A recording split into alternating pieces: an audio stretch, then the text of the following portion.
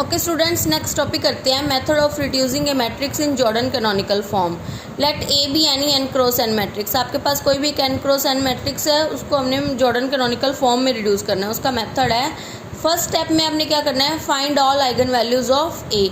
आपने ए की सारी आइगन वैल्यूज़ फाइंड करनी है। आइगन वैल्यूज़ फाइंड करने के बाद आपने क्या करना है, आपके पास मान लो आइगन वैल्यू आ गई लैम्डा म्यू, ठीक है। ईच डिस्टिंक्ट आइगन वैल्यू के अकॉर्डिंग आपने जॉर्डन ब्लॉक फाइंड करना है। तो जैसे मैं लैम्डा के अकॉर्डिंग आपको बताती हूँ कि लैम्डा के अकॉर्डिंग आप जॉर्डन ब्लॉक कैसे फाइंड करोगे। लैम्डा के अकॉर्डिंग आपने Q1 Q2 Q3 QS plus 1 lambda find करना है। Q1 क्या होगा, Q1 होगा n minus rank A minus lambda I, और Q1 के बाद जो वैल्यूट होंगे वो इस फॉर्मूले से वैल्यूट होंगे। Qm की वैल्यू होगी rank A minus lambda I power m minus 1 minus rank A minus lambda I power m। That is अगर आपको Q4 की वैल्यू चाहिए तो Q4 की वैल्यू क्या होगी, rank A minus lambda I cube minus rank A minus lambda I power 4। और ये S की वैल्यू कैसे आएगी, S is the least positive integer such that rank A minus lambda I power S is equal to rank A minus lambda I power S plus 1। When जब आपके पास ये दो रैंक सेम आ जाएंगे तो वहाँ पर जो लीस्ट पॉजिटिव इंटीजर होगा वो S की वैल्यू होगी। उसके अकॉर्डिंग आपने QS प्लस 1 तक फाइंड करनी है।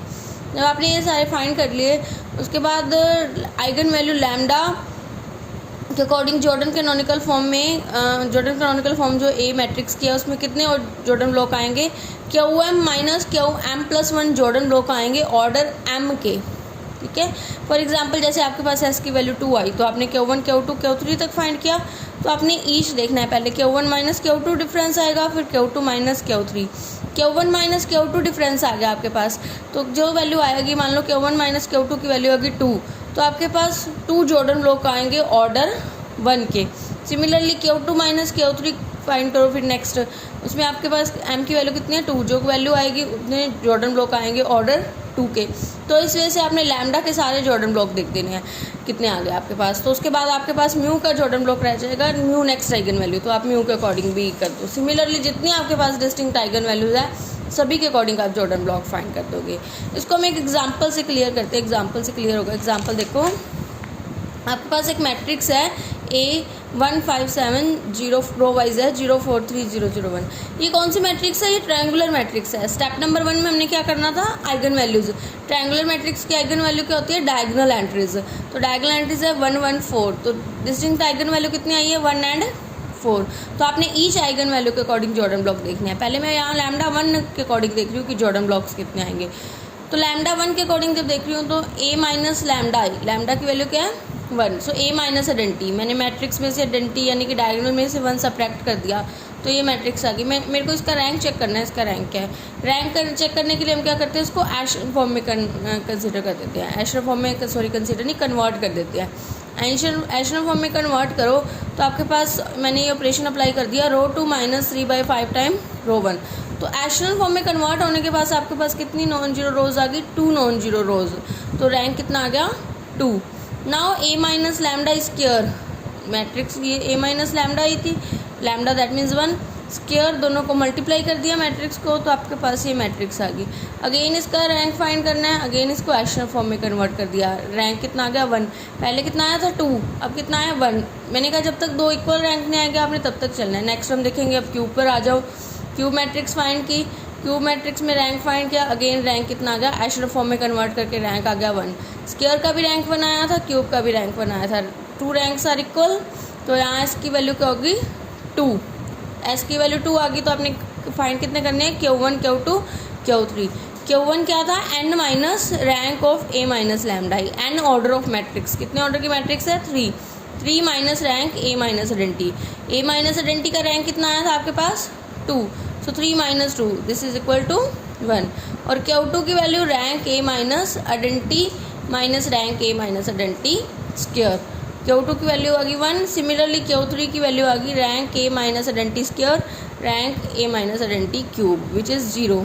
Q1 Q2 Q3 की वैल्यू आ गई, तो जॉर्डन कैनोनिकल फॉर्म जो होगी A की, उसके पास Q1 minus Q2 Jordan blocks होंगे ऑर्डर 1 के, और Q2 minus Q3 Jordan blocks होंगे ऑर्डर 2 के। तो Q1 माइनस Q2 की वैल्यू देखते हैं क्या है। Q1 की वैल्यू क्या आई थी 1, Q2 की वैल्यू 1, आंसर इज 0 सब्ट्रैक्शन। तो जो जॉर्डन कैनोनिकल फॉर्म है ए की, उसके पास 0 जॉर्डन ब्लॉक है ऑर्डर 1 के कॉरस्पॉन्डिंग टू लैम्डा 1, मतलब जो ऑर्डर 1 का कोई जॉर्डन ब्लॉक नहीं है। और Q2 माइनस Q3 की वैल्यू क्या आई 1। तो जो कैनोनिकल फॉर्म में जॉर्डन ब्लॉक, कितने जॉर्डन ब्लॉक आएंगे 1 जॉर्डन ब्लॉक आएंगे ऑर्डर 2 के with respect to eigenvalue 1। तो आइगन वैल्यू 1 के अकॉर्डिंग जॉर्डन ब्लॉक्स आ गए। अब आइगन वैल्यू 4 के अकॉर्डिंग सिमिलरली फाइंड कर लो a minus lambda I, a minus 4 identity, diagonal में से 4 सब्ट्रैक्ट कर दिया, रैंक फाइंड करने के लिए एशेलन फॉर्म में कन्वर्ट किया, तो रैंक कितना आ गया आपके पास 2। Again a minus 4 identity square, तो स्क्वायर किया मैट्रिक्स को, अगेन रैंक फाइंड किया 2, बोथ रैंक आर सेम। मैंने कहा था जब तक आपके पास रैंक नहीं सेम आएगा आपने तब तक कंटिन्यू करना है। तो यहाँ पर 1 पर सेम आया और 2 पर सेम आया, तो s की वैल्यू क्या होगी यहाँ पर 1। So here s is equal to 1। तो s की वैल्यू 1 आ गई आपके पास। QS प्लस 1 तक फाइंड करना है, QS प्लस 1 Q2 हो जाएगा, Q1 3 minus rank a minus 4 identity 1, Q2 rank a minus 4 identity rank a minus 4 identity square which is 0। देखो QS प्लस 1 इज ऑलवेज 0 होगा, क्योंकि QS प्लस 1 क्या है, rank a minus lambda identity power s minus rank a minus lambda identity power s plus 1। और हमने यहाँ s की value जब फाइंड किया, जब मैंने मेथड बताया उसमें हमने एक कंडीशन लगाई थी कि दोनों रैंक इक्वल होंगे, so this is 0। So QS plus 1 जो होगा दैट इज ऑलवेज 0। 1 के अकॉर्डिंग देखा था तब भी Q3 की वैल्यू 0 आई थी, और 2 के अकॉर्डिंग Q2 की वैल्यू 0 आई है, because QS plus 1 is always क्या आएगा 0 अकॉर्डिंग टू दिस। तो आपके पास Q1 Q2 आगे, तो Jordan canonical form of A contains Q1 minus Q2 1 minus 0, 1 Jordan block of order 1 corresponding to lambda 4। 1 Jordan block आया था ऑर्डर 2 का लैम्डा 1 के अकॉर्डिंग, 1 जॉर्डन ब्लॉक ऑर्डर 1 का लैम्डा 4 के अकॉर्डिंग। पहले लैम्डा 1 के अकॉर्डिंग बना रही हूँ। ऑर्डर 2 का जॉर्डन ब्लॉक का होता है डायगोनल एंट्री पे 1, और डायगोनल के ऊपर जो डायगोनल है उस पर भी 1 रखना है, 0। डायगोनल पे क्या होता है आइगन वैल्यू क्या आती है 1। तो आपके पास ये 2 ऑर्डर का जॉर्डन ब्लॉक आ गया। और 4 आइगन वैल्यू के अकॉर्डिंग कितने ऑर्डर का जॉर्डन ब्लॉक बनाना है 1 ऑर्डर का। तो पहले मैंने आइगन वैल्यू 1 के अकॉर्डिंग 2 ऑर्डर का बना दिया, और देन आइगन वैल्यू लैम्डा के अकॉर्डिंग 4 के अकॉर्डिंग 1 ऑर्डर का। आपकी चॉइस है, आप पहले 4 के अकॉर्डिंग भी बना सकते हो, देन 1 के अकॉर्डिंग भी, दोनों में से कोई भी एक लिख दो, दोनों ही जॉर्डन कैनोनिकल फॉर्म है। तो इस वजह से आप एक मैट्रिक्स को जॉर्डन कैनोनिकल फॉर्म में रिड्यूस कर सकते हो।